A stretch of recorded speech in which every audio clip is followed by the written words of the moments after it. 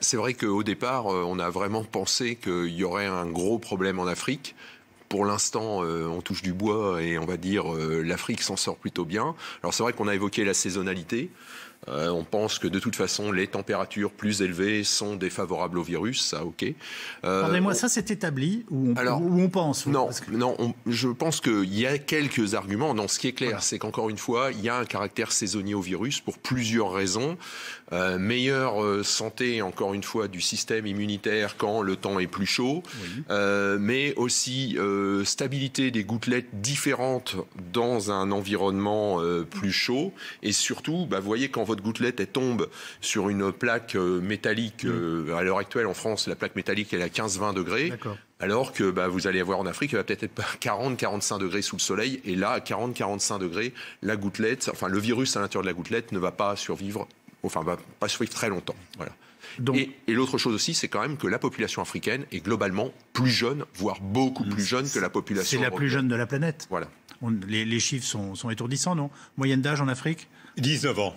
19 ans. C'est l'âge médian. L'âge médian. Il y a à peu près 2 tiers des Africains qui ont moins de 35 ans.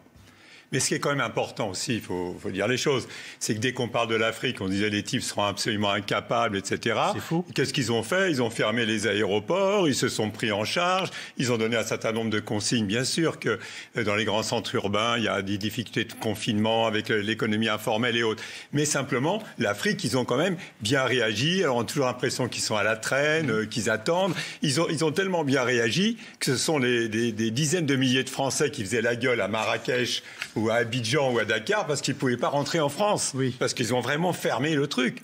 Et à partir de ce moment-là, ils se sont pris en charge. Et le véritable problème de l'Afrique, ça sera moins... Je veux dire, on dit toujours, oui, mais on ne sait pas, etc. Mais dans les hôpitaux, c'est vrai qu'en Afrique, il n'y a que deux médecins environ pour 10 000 habitants, contre 35 médecins en Europe. Il y a certainement, d'ailleurs, c'était il y a quelques années, on plaisantait toujours en disant qu'il y avait plus de médecins béninois en France qu'au Bénin.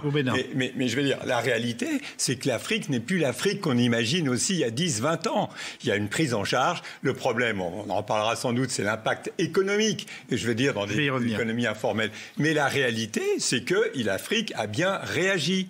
Donc, il y a effectivement, il y a les classes d'âge, la jeunesse et autres, qui est moins affectée par le coronavirus. Mais sauf qu'il y a le problème de déscolarisation, les enfants ne mangent pas, etc., etc.